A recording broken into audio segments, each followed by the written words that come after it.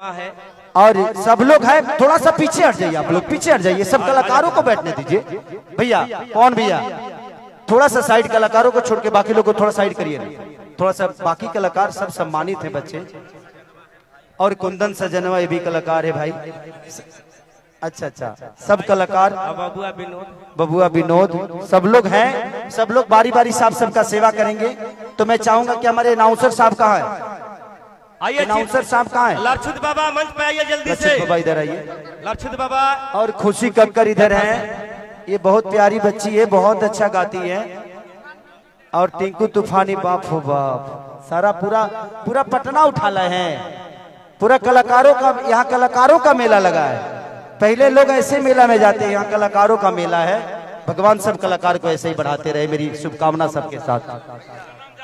अच्छा सनम जादव भाई ये भी हैं, ये भी सिंगर हैं। तो भगवान सबको बड़ा करे, बस मेरी दुआ और शुभकामना सारे बच्चों के साथ है। लभी थोड़ा सा साइड दो, मुझे बैठने दो, देखने दो बाबू, देखने दो। बाबा किधर है? भीड़ थोड़ा हटाइए। हेलो, थोड़ा सा साइड दे दो बाबू, बैठो, खुशी बैठो आप बाबू, बैठो थोड़ा सा। अमिता शेख जी भाई ये भी कलाकार है, भगवान सबको भला करे, सबको बड़ा करे। आप लोग सब लोग बैठ जाइए जैसे पहले बैठे थे, सब लोग। आशीष बैठो, अरे आशीष को कुर्सी दे दो, रोशन को कुर्सी दे दो, बैठाओ थोड़ा सा भैया, बाद में सबसे खिंचवा लेंगे, आप लोग समझा करिए। बाबू बड़ा भाई, ये कार्यक्रम खराब हो जाएगा, आप लोग नहीं समझ रहे हो। सब लोग अगर खिंचवाएंगे ना, ये कार्यक्रम खराब हो जाएगा। आप लोग बाबा, अरे बैठ जा यार, बैठ जा, बैठा। हेलो, बैठ जाइए, स्टेज पर बैठ जाइए, सब लोग के फोटो खींचा जाइए। एक बेरा हाथी चुकी मोबाइल में हाथ ना मुंह आटी पारी खींचा जाइए। चलिए सम्मानित मगध भोजपुर से उपस्थित एक से एक दिग्गज कलाकार हमनी के बीच भोजपुरी के शेरनी हमनी के बड़ बहिन निशा उपाध्याय जी भी उपस्थित बनी। अच्छा भैया, खाना खा के तुरन केहू जाई ना,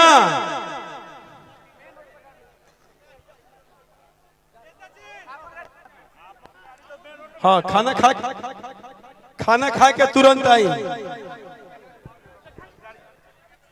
चलिए मंच पर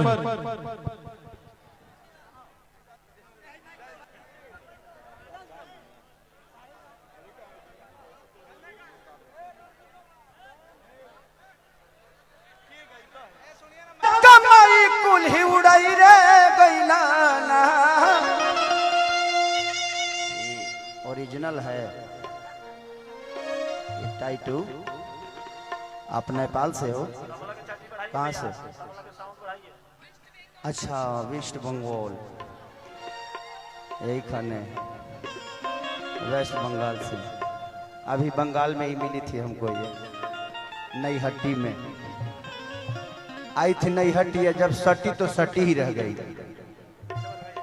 नहीं ठीक है कि चाहे पिया कमाई कुल्ही उड़ाई रे गैला ना।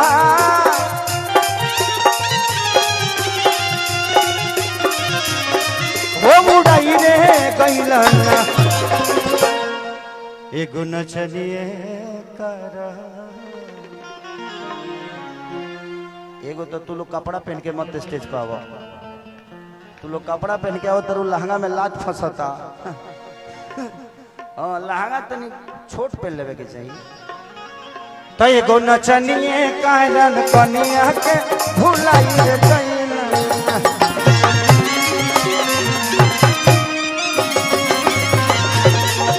नचनिए कायरन कनिया के भुलाई रे गैला।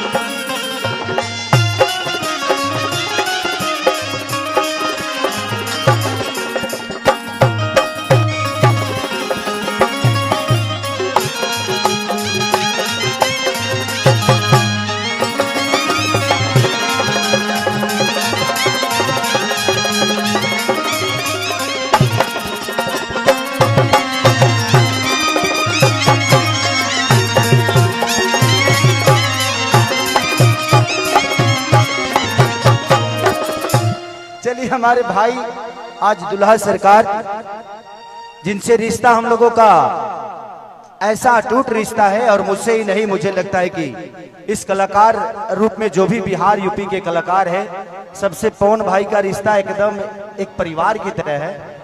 और इस दरवाजे पे आने के बाद हमें कभी महसूस नहीं हुआ कि नवादा हमारा अपना घर नहीं है।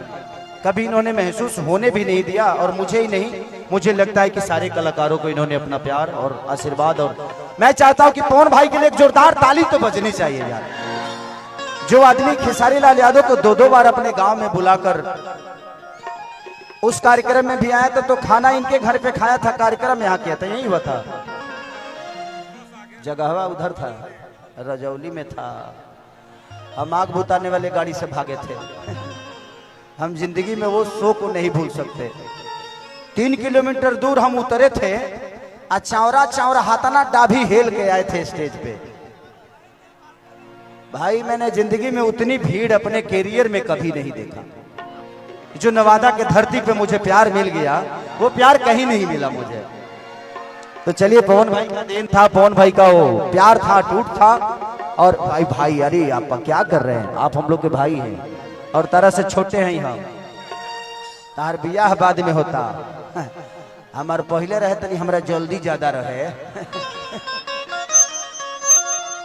ओ बरा मोबाइल अगर ढेर रहित ना तो हमरो जल्दी ना रहित, आधा काम तो हम मोबाइले से कर ले रहते।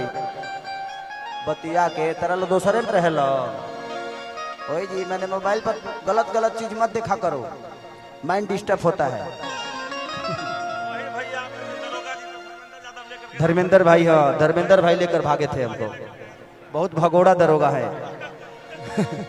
लेकर भागते हैं ये।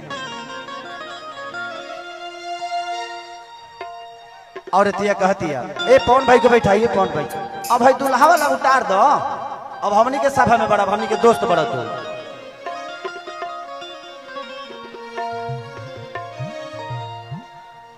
कि कतना ले कही तू तो जागल रहता रा, ए रजऊ पागल रहता रा।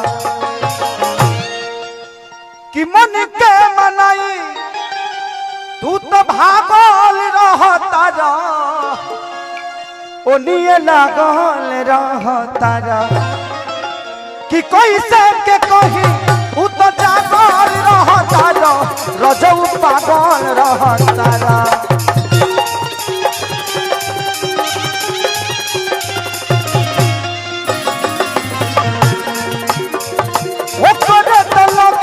तू तो लागल रहता रा, रजऊ भागल रहता रा।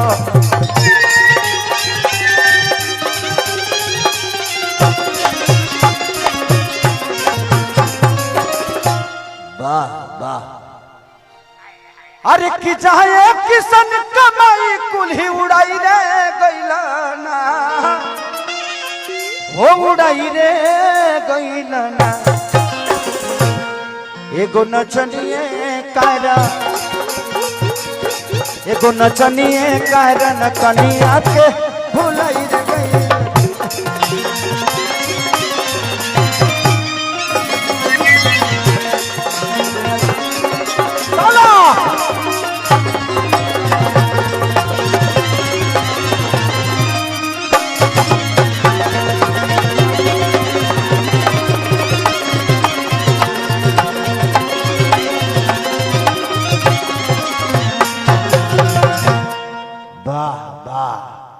कलाकार भी हैं, मुझे वो भी देखना है कि सबको बारी बारी से टाइम मिल जाना चाहिए।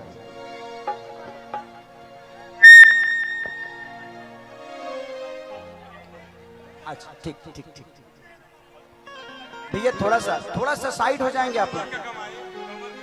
कमर के कमाई खा के हो गए राजा। अच्छा फगुआ गादी,